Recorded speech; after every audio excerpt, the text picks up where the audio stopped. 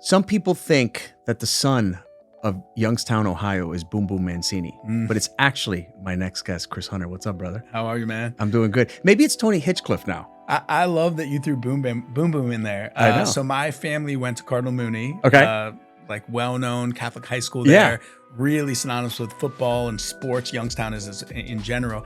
And my aunt actually knew Ray well. So he was a friend of our family. Yeah.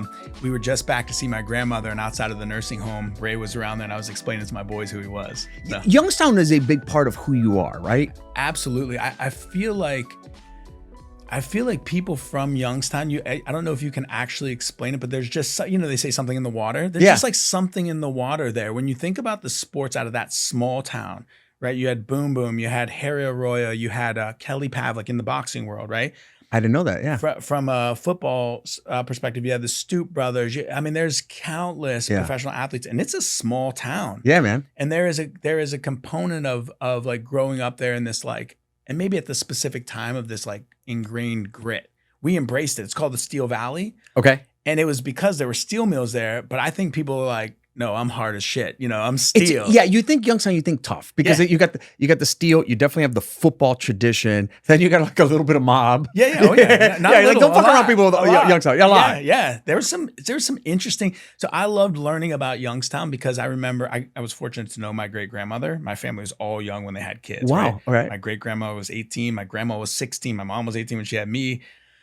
And so I would be at my great grandmother's house and see these pictures of this thriving downtown. And I'm like, where is that? She's like, that's Youngstown. Well, the Youngstown I knew at that time was desolate downtown, right? Right. And so I got fascinated with the history of it and knowing there's this great podcast called Crooked City. And I've actually heard it. Have you listened to it? Yeah. It's fascinating. It's fascinating. Yeah. So it's ingrained, not only the mob itself, which, whatever degree that is now, but the culture of it in people's mentalities. That's crazy. Yeah. So what of Youngstown made you become the entrepreneur? And we're going to get into your history that you are today. What are some of those characteristics and traits?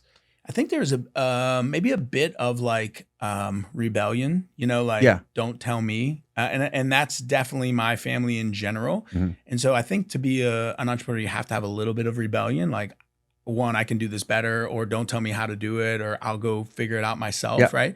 There's a bit of that. I also grew up in, lower middle class family, so money was scarce. I realized there were things we couldn't do because we didn't have means. Yeah. And I knew some people that did have means, and so money was always a thing that I just wanted because it provided freedom and options. And I like freedom and options, right? Yeah. And so I think those things coupled with the idea like early, typical entrepreneurial things of selling candy on the bus or, whatever, like realizing I can make my own money. Right. It's pretty empowering, right? So I think that combo is probably what. So you got the itch, sort of fast forward, you moved to Chicago, and where did that sort of entrepreneur bug start? Because you were always in the beverage industry, as I understand it? No. So step back a little bit. Yeah. So I go to college, right? And I went to Miami, Ohio my first semester. And then I thought I didn't fit in there. But ultimately, I realized later in life, I was probably just homesick, right? It was my first time away. And then I ended up going to Ohio State. Some weaving in between there. But anyways, at Ohio State, I learned that you could essentially get paid to bring people to bars. Mm-hmm. And I liked going to bars, very social. Yeah. And I was like, shit, this is like a career. And I made a lot of money in college doing it, for a college kid. So I think that was like the real start into a real entrepreneurial venture. I met a lot of people, which I think is key, right? Your network is super important. And I met somebody in the beverage industry, and he kind of exposed me to how it worked, especially in alcohol with a 3-tier system. And so I think that's probably what propelled me into beverage, that and necessity. I was in Chicago and I was broke. And I needed some money. Yeah. And I called that same guy that I had met in Columbus until he gave me a job. I bugged the shit out of him. And then I learned the alcohol industry and therefore the beverage industry. And then from there, when did you you learn the beverage industry and you go, there's a need to do what you did next? Yeah. So I don't know that I thought there was a need. I thought there was more of an opportunity, right? Let's be realistic. The first company I created was Fusion Projects, which was alcohol and caffeine. Like, I don't know that anybody actually needs it. Right. Yeah. How'd you know that was a category? Right. But it was a category. I mean, it's just looking at yourself as your customer, right? So I was 24 when we started concepting that company. I was selling a lot of my vodka mixed in with Red Bull, Jaeger bombs, and cherry bombs and things were popular. I was drinking it myself. Yeah. There was another brand out that was kind of doing the similar thing. And ignorance is bliss maybe in the entrepreneurial venture. Like you would probably admit, if you knew how hard it was going to be, you never would have done it. I would have never done it. Right. Exactly. So I just was like, I can do this better. And I would rather control my own destiny, because what I saw in Ohio, and this might be one of the reasons I wanted to be an entrepreneur, I saw that there is a reality that most people don't want to face. In Youngstown, the narrative was get a job at the steel mills or the automotive companies, good paying job, good benefits, good retirement. And that's like, you're going to be set up and safe. Right. And then what I saw is the steel mill shut down, the automotive companies shut down, and those people weren't safe. They were scrambling to figure out what to do. So there's a reality of you can either take control and make your own way, and that feels less safe, but otherwise you're surrendering that to somebody else, some other company to keep you safe, right? And so for me, I was like, I'll just take my own chances. So you took your own chances. You got a group of guys and went off on your own. Walk me through the steps of what did it take to do that? How'd you get there? Yeah, so I mean, the first one was we were going to learn while being employed, right? So for me, it was learn on somebody else's dime. I stayed employed by the vodka company, did this part-time. So did my partners. They had different like expertise and backgrounds. So one was helping put the financial models together. One was helping figure out like production. And so we just really took it as far as we could while we were employed. And then when we finally got to the point where we had an actual product, I said, well, I'll quit. Just pay me what I was making 40 grand. So it's like, pay me what I'm getting and I'll go get it started. And then quickly after, the other guys joined and we all went full time. But there were a lot of steps in there. I mean, figuring out how to make a beverage was I don't know, it was a big question mark. Now I personally think that making a beverage is easier than ever, right? Really? There are very vocal and forward-facing like formulation houses and co-manufacturers and flavor houses and such. Maybe part of it's because I'm experienced and have a lot of contacts in the industry, but I do think it's very easy to make a beverage now. At that time, it seemed very difficult to do. And you started this, you had no contacts, no nothing, right? You just had to pick up the phone and hustle. Yeah, the one contact I had was when I was in Columbus doing the nightclub promotions. I had met the major beer distributor in that area. They were the Miller Coors distributor called Superior Beverage. They just happened to be from Youngstown as well. Right? There you go. There's the network. But I had met that guy because I was thinking of opening a bar there. And so kind of dual tasking when I was in Ohio for my vodka job, I scheduled the second half of the day an appointment with that guy and went and pitched him the product. And, pitching was like, I mean, it wasn't like a pretty finished product like this. It was like a sample bottle with tape around the top and a can that wasn't sealed. And I'm like, this is what it's going to taste like. This is what it's going to look like. And the guy was polite and listened to me, but he's like, we're going to pass. And I was like, no, you can't pass. You can't pass. Yeah, right. So then I called all my bar contacts there and I said, hey, you're his number one account. So call him, please, and tell him you got this new drink you want to bring in. And then he'll have to bring it in, right? Yeah. And so I didn't have traditional contacts, but I figured out a way to use the contacts I did have to get us in business. And when did it start to take off? When did because I remember I was in Chicago. Now at this point I'm in my 30s. I'm thinking a little older than you. And it was all over the news. Yeah. Like obviously we'll get into that. But when did it start to take off and get popular with sort of young people? Yeah. So the misrepresentation about the brand is that it was only popular with young people. Okay. And we faced this a lot with distributors because we'd go in to kick it off and they would say, oh, we're going to go to near the college campuses and sell this. Or some would say, we're going to go to like the lower income areas and sell this. And we would say, no, go sell it everywhere and watch and see. And what we realized is that everybody was kind of appreciating the bang for the buck and the uniqueness of the caffeine. The first 2 years of us being in business were teetering on the verge of non-existence constantly. Month by month. Hire a few people, let them go. Don't take salary, whatever. In 2008, we were considering shutting the company down.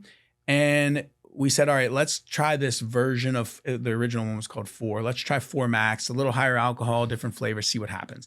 It didn't set the world on fire, but it did better. Yeah. Well enough to keep us in business.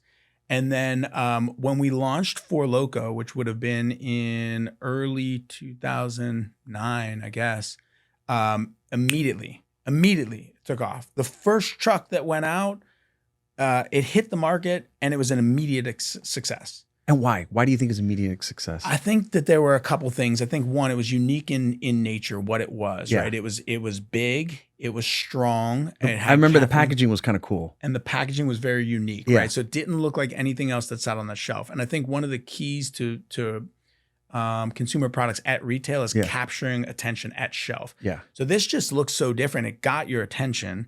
And then the selling points were very evident. It was like high alcohol, caffeine. I'll try it, right? Right. Affordable. There wasn't much education needed. You know? Right. So I think that's why it took off. And the way the alcohol industry works, and most CPG is like, you don't only sell the end customer. You have to convince the retailer to carry it. You have to convince the distributor to carry it and to sell it, right? Yeah.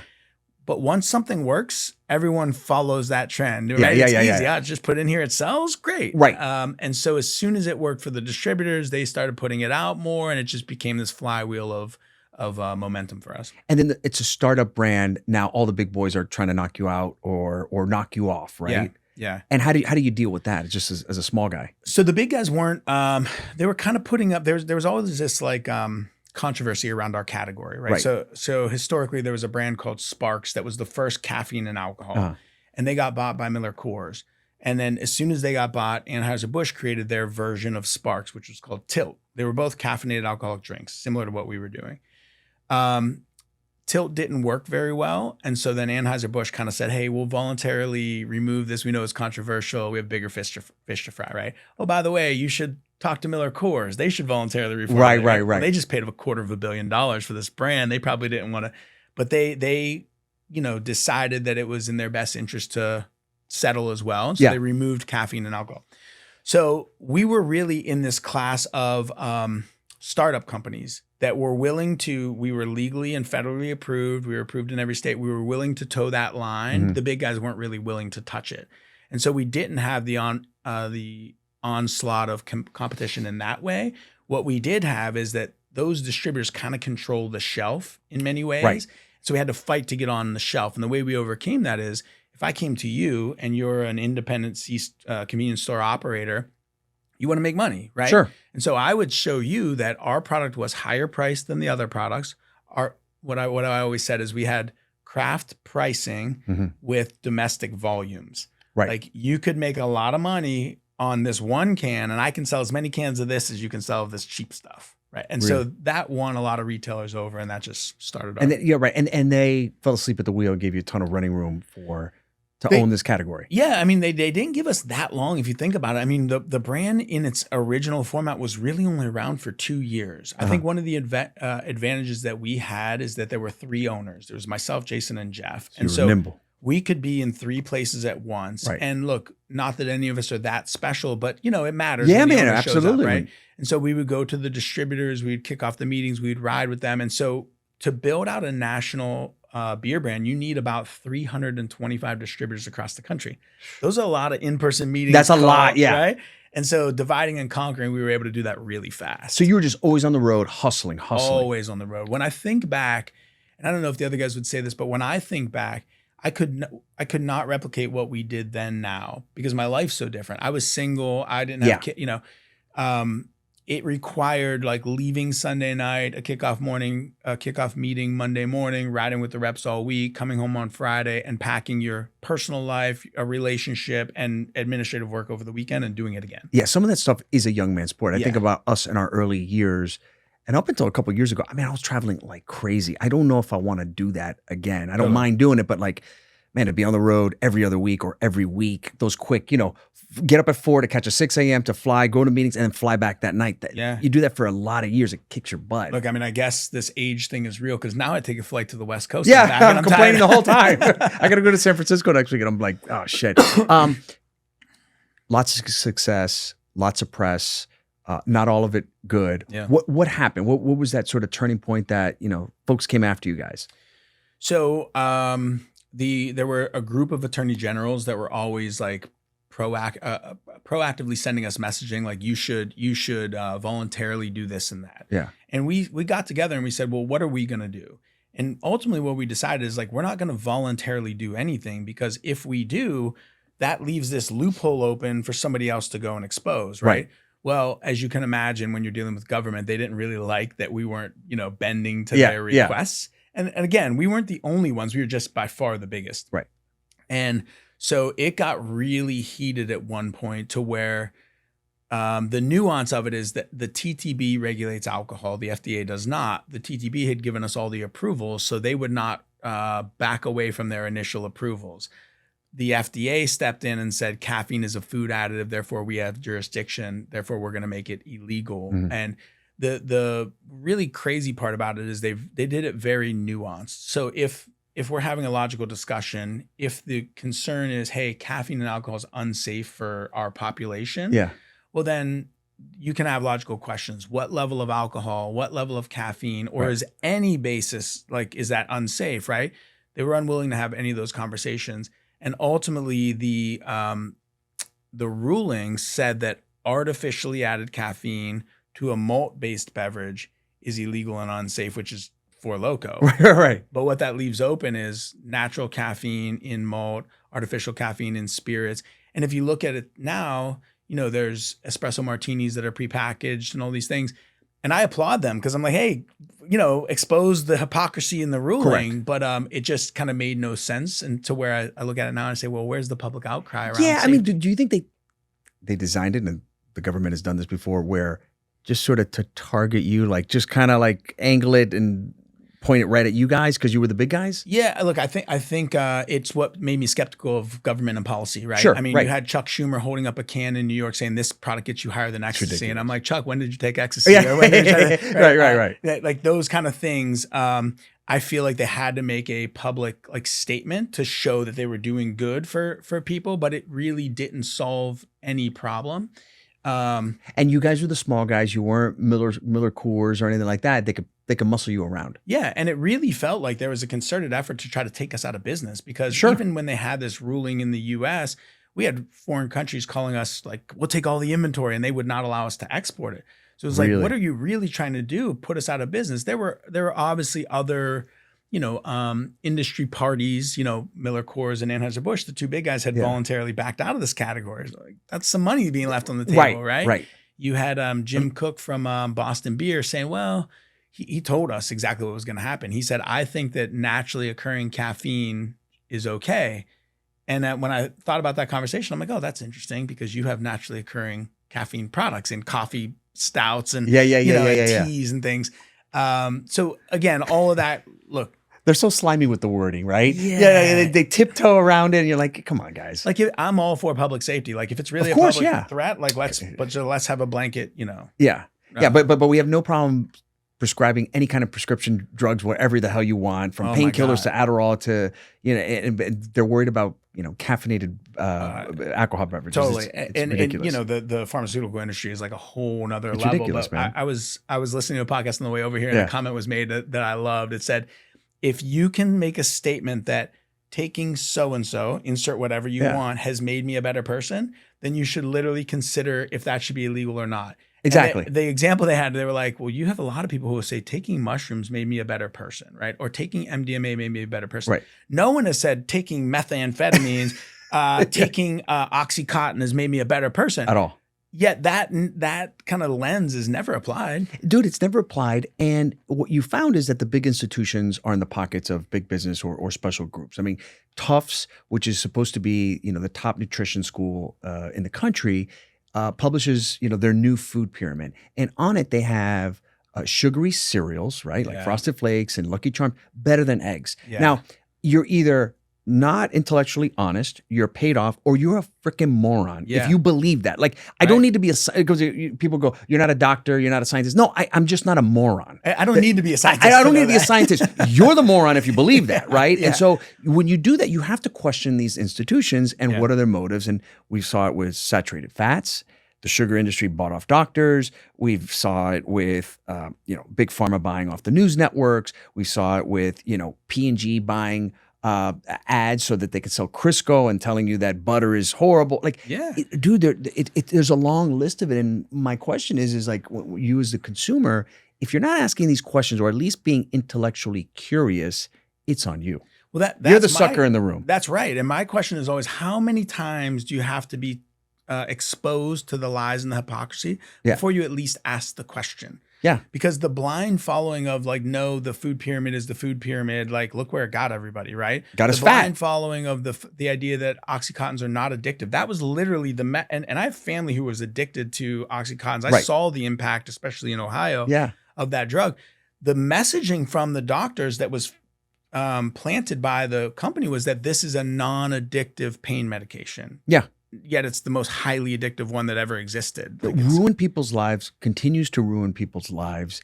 There's never been a smooth, this is the scary part. There's never been a smoother path to heroin and therefore overdose ever. When you think about it, nobody, look, I've done plenty of drugs in my life. No one has ever said like, I can't wait to try heroin. Right? No one's done that. Yeah, it's not cool. No, it's not cool. It's like so right. It's just like intuitively dirty. Yet you have a kid who's a football star who gets an ankle sprain, who they say, take these Oxycontins. He takes them. They stop prescribing them. He buys them on the street. They're expensive. He runs out of money. He turns to heroin.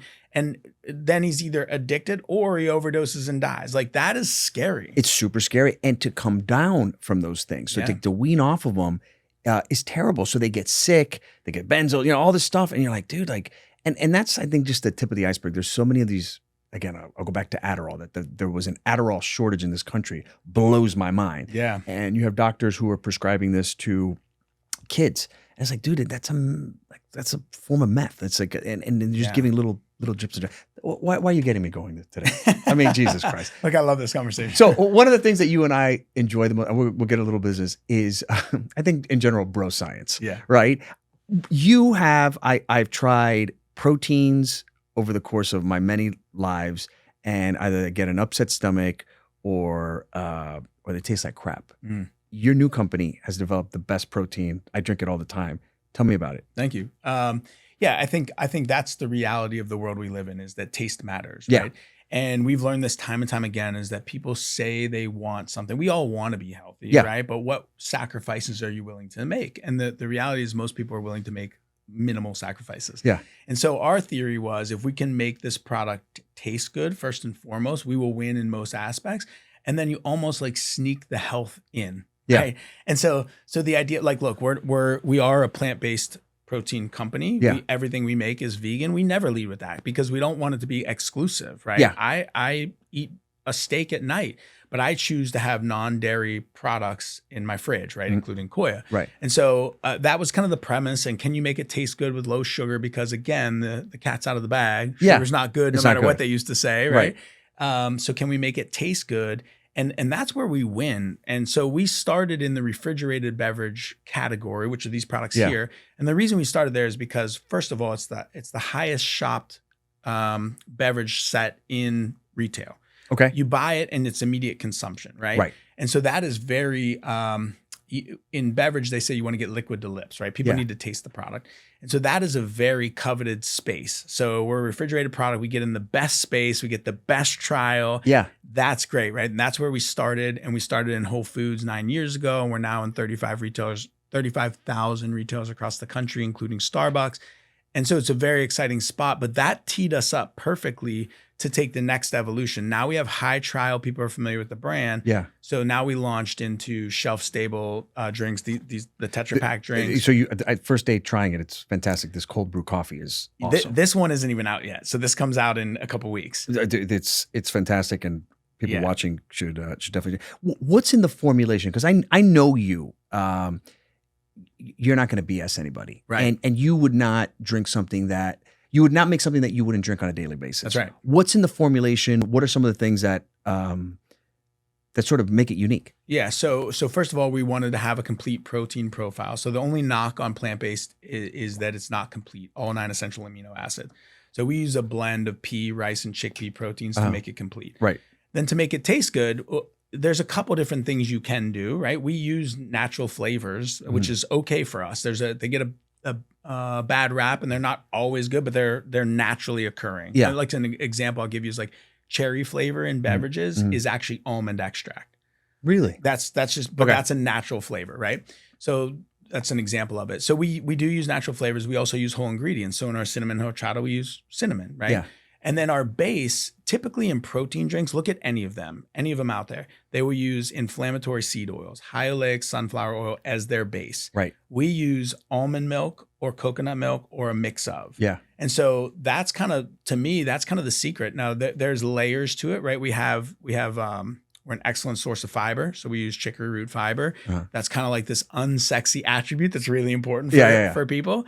So the formulation is really solid. But let's be honest, 50% of the population doesn't even look at that. They just look at, does it taste good? Does it taste good? Yeah, Do man. I get my protein? Right? Yeah. Especially in the current world where protein is king and like the GLP-1 movement and things, like people need efficient protein delivery. But I think this plays to your strength. I was talking about it. Look, we got an election coming. This is going to be the election that legacy media dies its slow deaths. But I also think just digital media takes over. Yeah. Because if you think about guys, thought leaders like a Huberman, like a Sinclair, like all these guys, it's not only the podcast, it's not only YouTube, it's the short digital clips. Yeah. So I'll give you an example. 3 years ago, nobody talked about seed oils. Yep. I mean, literally nobody. Now it's top of mind with all kinds of people, and it's growing. And how do I know that? Is look recently the attack by the moms on Kellogg's. Mm-hmm. They're like, hey, you guys have been literally, now we know how to read labels. Yeah. And what you're feeding us is fructose BS, this seed oils BS, like sugar. We demand a better product, or we're going to take our shopping somewhere else. And you speak with your wallet. You wouldn't get that before because the mass media wouldn't cover it because of the ads and all that stuff. And now that stuff really matters. And I think the quality of products are going to become more and more important. So does it taste good? Yeah, whatever. But I'm willing to compromise because it says natural on it, right? Yeah. Now, like, oh no, this guy, no seed oils, no fructose BS, and you're like, oh, okay, like make it real simple for me to understand. It's tough though when you don't have like, my wife, right? You've been in our house. Like when we live what we preach, right? Right. There's no gluten in our house. We're a dairy-free house. Yeah. We'll eat cheese, but all organic. Yeah. Like we're very much responsible with what we eat and what we let our kids eat. We have 3 young boys, and we have the time and fortunately the resources to get very educated. Correct. But think about, the single mom who's working 2 jobs to pay for her kids. Yes. Like she has to trust what she's being told. And unfortunately, there's this narrative of, well, I was fine and I had that, right? My mom's guilty of it. Like, she treats food as love, right? We're Italian family. Yeah. And so she's like, oh, I had those cookies. Well, those cookies aren't what they're not what they used to. Yeah. Right. They now have all these, and I knew a guy who worked, I won't name the company, but who worked for one of the big food companies. And he told me, man, this was years ago. He told me, look, every year we have a cost saving exercise. And he's like, we take out a little bit more of this natural ingredient. We put in a little more high fructose corn syrup, 100%. Right? And so those products have evolved over time, which is what I think consumers are doing, is like that trust of those old brands is at an all-time low. Right. And I mean, you've seen it on the internet, the Gatorade, what Gatorade used to be, which was, pretty simple, 3 or 4 ingredients, to what it is today. It's like 27 ingredients. You're like, I'm putting all these dyes into my body. I have no idea. Yeah. And now that I think about it, it actually even tastes different. Like I remember Gatorade when a certain kind of taste when it came in that glass to what it tastes like today. I'm like, no, man, it's definitely different because it is different. You heard did you listen to the Callie and Casey Mean podcast? I love them. They're the best. They did such a good job. And probably the biggest revelation for me was they were like, oh, when the cigarette companies started getting sued, they bought the food companies. And they turned all the food, the scientists on that. And so 100%. Now when they go into the food development, they're looking at what is it, how does it hit the tongue that makes it like light you up, Pops, right? How does that, they take all the fiber out because it's mushy and easy to swallow. Like that's how our food has been engineered over time. Man. Yeah, they're slowly training. I mean, the RJ Nabisco acquisition was terrible for people. Yeah. Little did you know that the same culprits over here were now getting into your food supply. Totally. Yeah, and they've been there forever. But again, I go back to media downstream. So you're right. The single mom who's busting her butt and she can't afford to go to Whole Foods or whatever. But she is getting wind to it. For sure. Because she may not be reading the Wall Street Journal, but she is looking on IG, and in her feed, there's some scientist that she clicked on once. She goes, oh, wait a minute, that makes sense. Yeah. Now the algorithm is saying, okay, you like this content? I'm going to give you more of it. Yeah. And it starts to wake her up and says, hey, wait a minute, maybe I shouldn't be eating as much processed foods. Yeah. I believe there's a shift happening. There's a shift happening because you hear more and more people talk about it. and trying to just listen. If you really want to get this country going, you put them on a diet. Your healthcare costs will go down. Depression will go away. We'll feel better. We'll sleep better. Relationships will get better. Like that is a simple formula. And I always feel that was the big miss in COVID. Yeah. Right. Instead of saying, guys, the reason our outcomes suck, that people are getting sick and dying and whatever, is because we're overweight and we have a lot of these, health issues. If we get healthy, we can beat a COVID. You get the COVID, you're fine, right? No big deal. But no big deal. But because you're overweight and you got diabetes, the outcomes are going to be a heck of a lot worse. And instead, we just locked everybody up and go watch Netflix and eat cheeseburgers. The liquor stores were open. So but the gyms were that's closed, ridiculous. right? The liquor stores were open. The gyms were closed. You had to wear a mask at the beach. Don't get me going there. Yeah. There's all kinds of stuff. But I agree with you about like some of the simplest stuff is free. Yeah. Right. When you think about like, there's this guy named Ron Finley if you haven't looked him up, look him up. They call him the gangster gardener. He's in South Central LA. Yeah. He grows food Okay. in the medians and on abandoned lots in South Central. And what he's trying to teach that community is like, you can sustain yourself. Not only is there an economic impact, you don't have to buy the food. Right. But there's a health impact, which impacts all these other things you just mentioned. Right.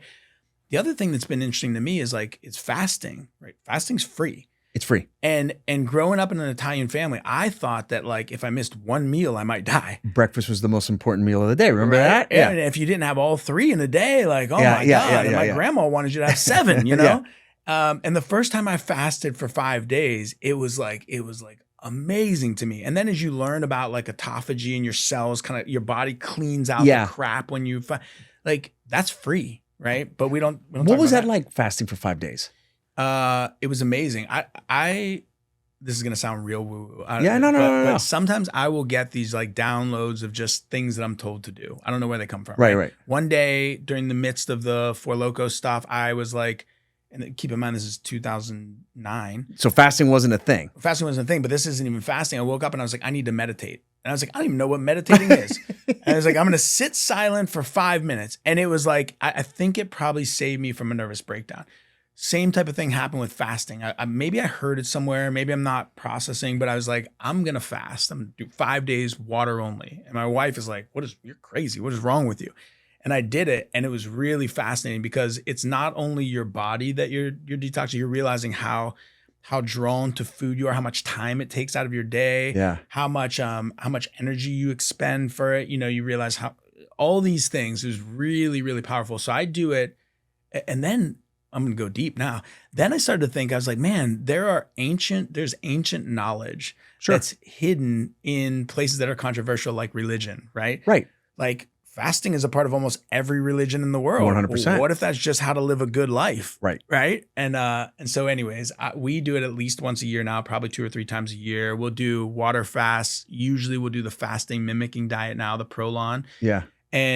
And most recently, we were talking about this before the show, I started taking peptides. Yeah. And one of the peptides I take induces your body to create more HGH, right? One of the fears of HGH is if anything bad's in there, it's going to grow. Right. So now my protocol is I will fast, then I'll get on the HGH inducers, tesamorelin or ipamorelin, so that I think I got rid of all the bad stuff, and then I'll cycle off of that too. But it was amazing. It's really interesting. It's funny. I was talking about it the other day with my brother. It was like how much bro science ended up being accepted now and good. I'll give you an example. So everything from peptides, TRT. I remember there was a time like yoga. Why would you do yoga? That's so stupid. Totally. I'm like, dude, yoga is like part of like a lot of people's lives. Meditation. Yeah. That's hocus pocus. I'm like, I don't know, man. A lot of people credit meditation with really changing an impactful life. Oh, and by the way, it's not some drug I pop in my mouth. I need quiet time. And however you do it, right? Yeah. And the list goes on. And you're just, I'll give you a perfect one. You grew up in my era.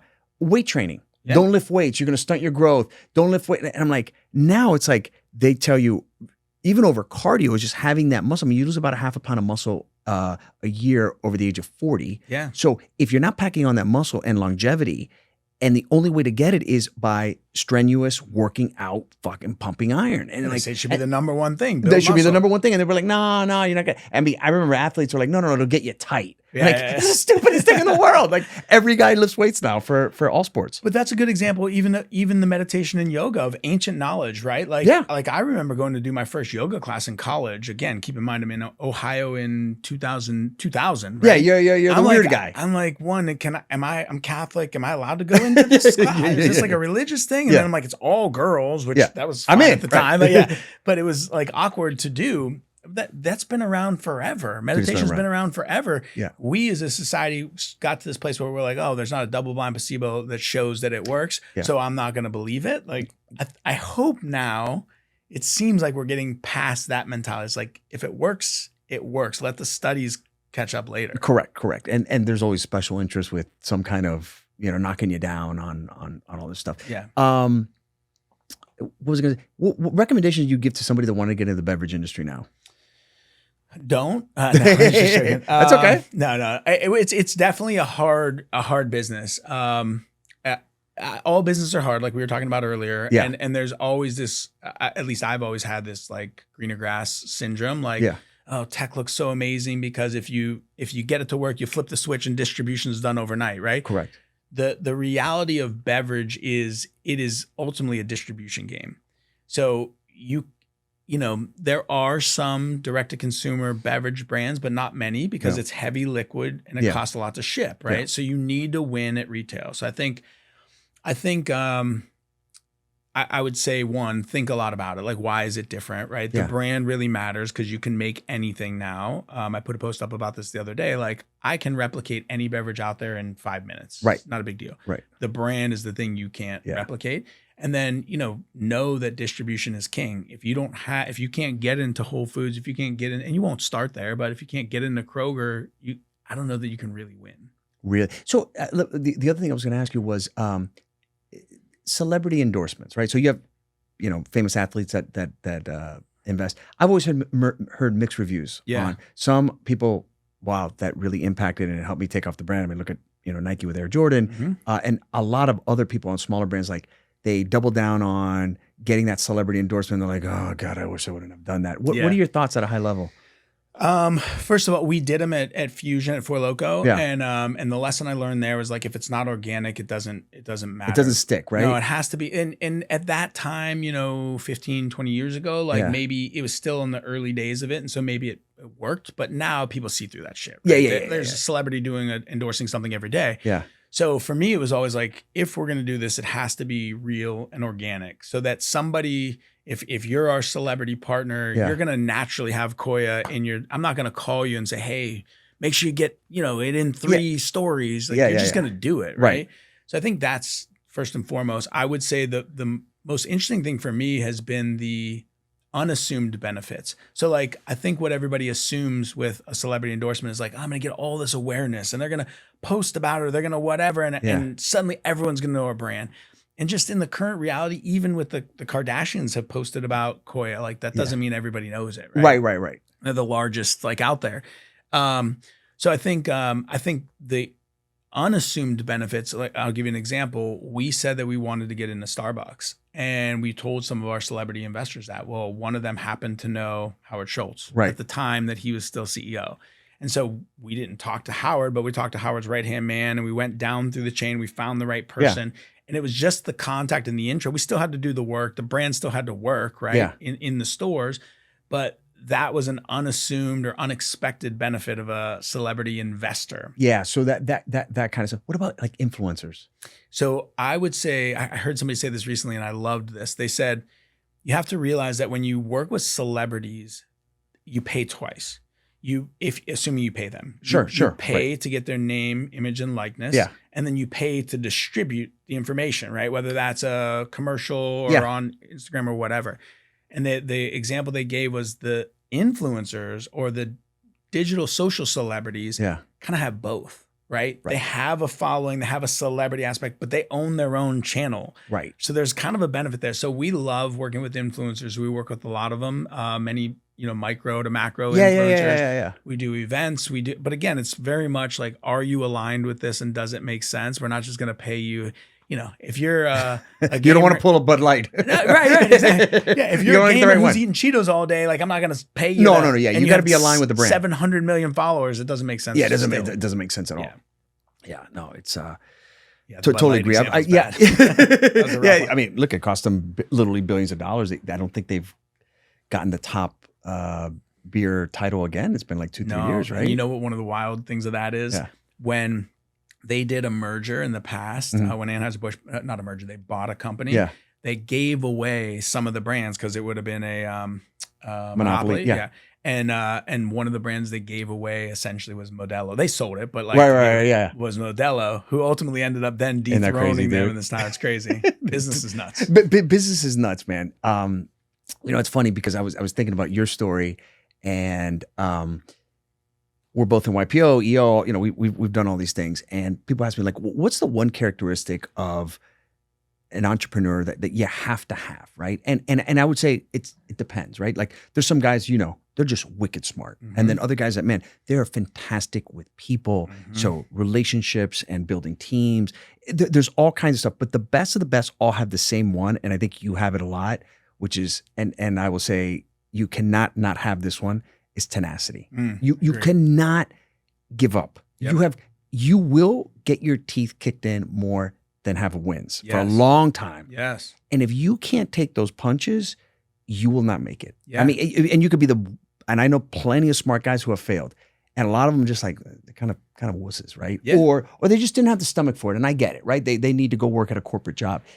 In this business and in life and in entrepreneurship, man, you got to have tenacity, and that you got that. Thank you. Through and through. I totally agree with you about tenacity. And I think that if you really get to the heart of there are a few exceptions. Yeah. Almost every company's success story, there has been a moment or multiple moments that have been existential, right? Like I was invested in this company called Factor 75. There was a meal delivery kit, and I was friends with the CEO, and they ended up selling. And he was telling me a story. So it optically is this great story. Yeah. Built this company, they sold, they had a good exit, all that good stuff.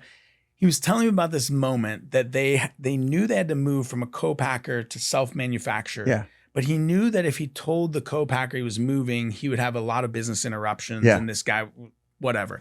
So they essentially set up their entire manufacturing, and then over the weekend pulled a heist, moved all their stuff out of the and he's like, but if that didn't work within the first week, we were out of business. Yeah. Like you never hear that kind of stuff. Like never. And when you do, it sounds so romantic, but in the moment, it's really hard. I have another buddy who had a beverage company who told me he had to sell his house. It was well known. Yeah. It optically would seem to be doing well. Wasn't profitable, so they had to, rejigger everything. He had to sell his house to go in to maintain his position in the beverage industry. And ultimately it worked out. And I remember myself going, oh yeah, that's awesome. That's the story.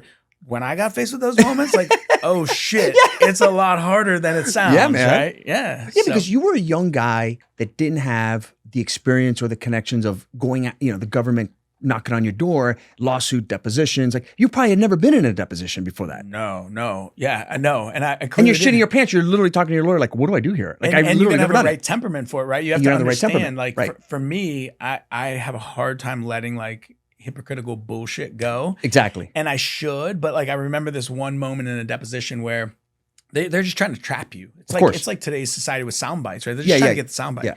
And this guy, they're trying to tell us that we market to underage kids. And I said, well, how do we market to underage kids? And he said, well, you guys sell, around these campuses. And I said, they're licensed liquor stores. They're selling every product there. Right. And he kept going down that chain of thing. And at one point I said, nothing that we do has anything to do with underage students. And he lit up. And he goes, oh, and he pulls out this paper, and one of our employees was working with the distributor. We had them keep notes, right? Sure. Went into this account, sold the product in. The store owner told him the kids come back to school next week. This product should do good. They pinned that on me. Now, see, you're marketing to minors. I said, it's a 3-tier system. Yeah, right? yeah. So it's crazy. Ultimately, what came from it, from the settlement with the the lawyers and everything. Yeah, so we settled with the FDA, we settled with the attorney generals. I think it was a blessing that we were on the verge of bankruptcy because we didn't have huge financial settlements. So there's no more blood to get from that. Yeah, right? So you could go out of business or you could take what you can get, right? And so we settled with that. We removed the stimulants. So essentially Four Lokos still around and bigger than ever, actually. Bigger than ever, yeah. It's in 42 countries. My partners have done a great job with it. But it is a big can of flavored alcohol that's strong.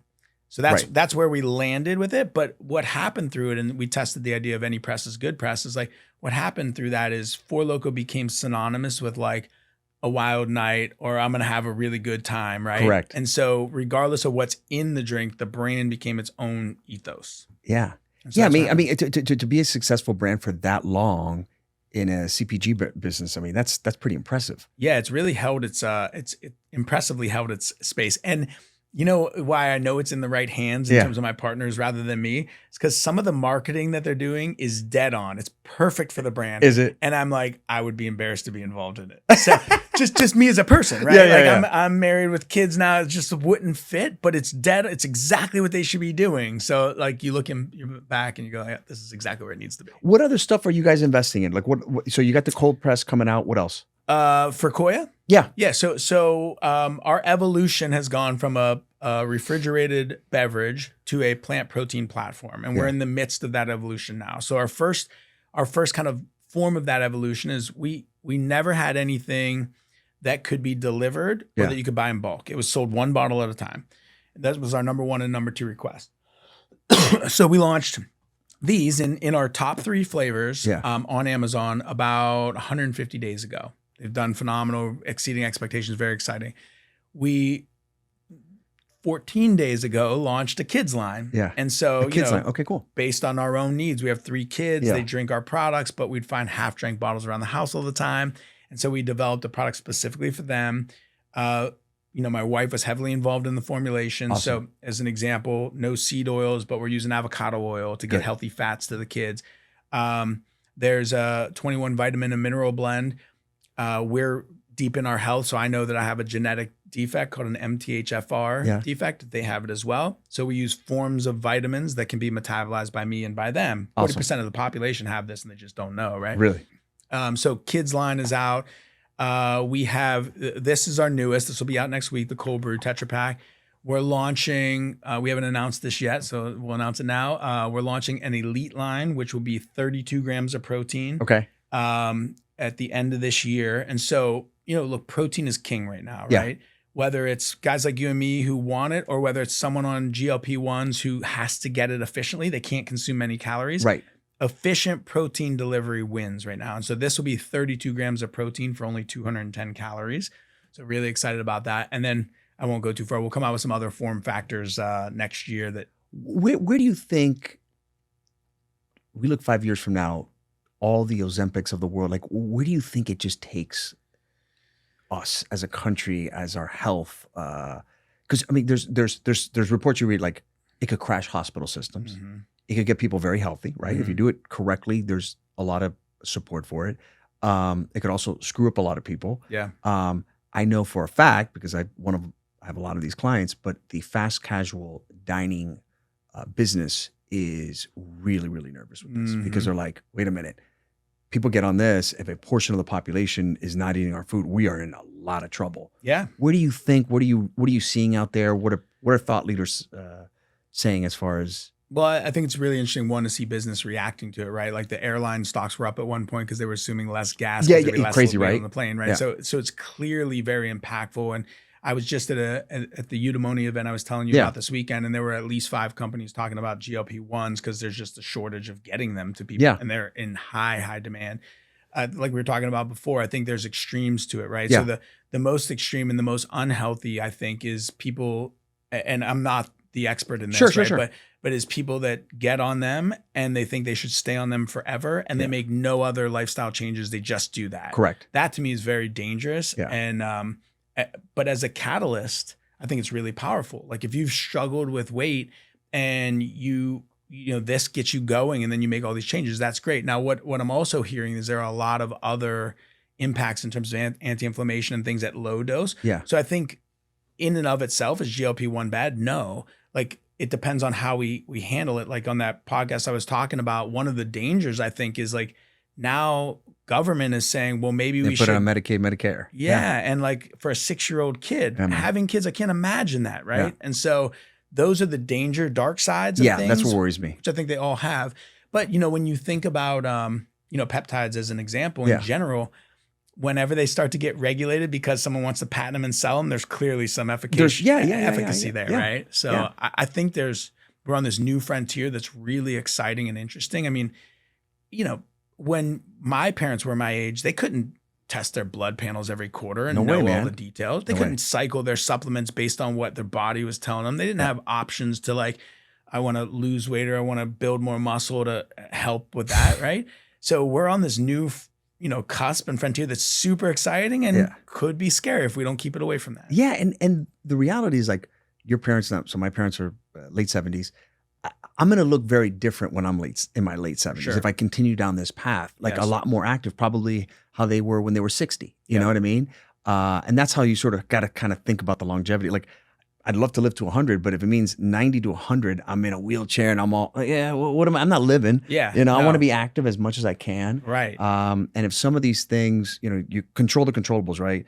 Get plenty of rest, hydrate, work out, all that stuff. But if there are things that can help you maximize what, you get the best version of you, I'm all for it. Why not? And even think about that. I mean, sleep as an entrepreneur, right? Yeah. I mean, 20 years ago, it was like hustle you're a chicken culture. shit if you sleep more than 5 hours. I'll sleep when I'm dead. I gotta hustle and grind it out. Right now, it's like, no, we realize you're gonna get the best out of you when you're well rested, well hydrated, well exercised, well fed, whatever it may be. And so those shifts, I think, are really helpful. Yeah, good stuff, man. Brother, where can people find out about you? I'm active on LinkedIn. Christopher You're very good on LinkedIn. Yeah, thank you. Active there. A little less active on Instagram, but Christopher Hunter, 2 underscores under there.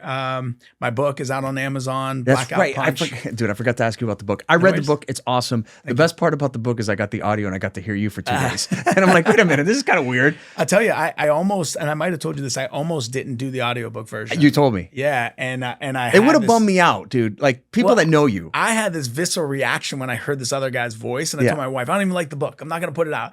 And she said, you don't like the book. You don't like somebody else telling your story. Yeah. And I was like, okay. So I went up and did it. And I appreciate that you listened to it. You were great. But I mean, look, I love the book for so many reasons. Even if I didn't know you, it's an awesome entrepreneur story. But man, you were so authentic and so real and so open about your life. Yeah.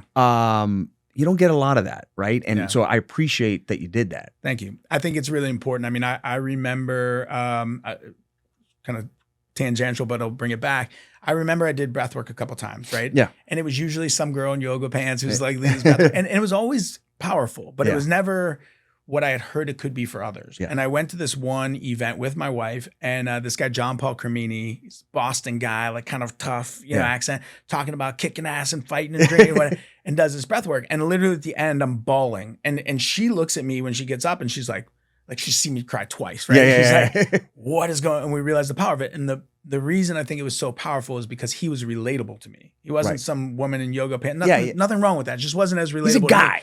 And so my point with the book was like, if I can be relatable to the younger version of me or someone like me and show whatever it is, the mistakes, the potential, whatever, then that's the point of it. And so I appreciate you recognizing that. I can't wait to read your next book because you're going to live a long time, but you have a lot of life in you. And I know you're going to do great things. So one of the best things that came from COVID is that you moved to Miami and I got to be your friend. Yes. Thanks for coming on the show, my man. Thank you, man. Thank you for having me.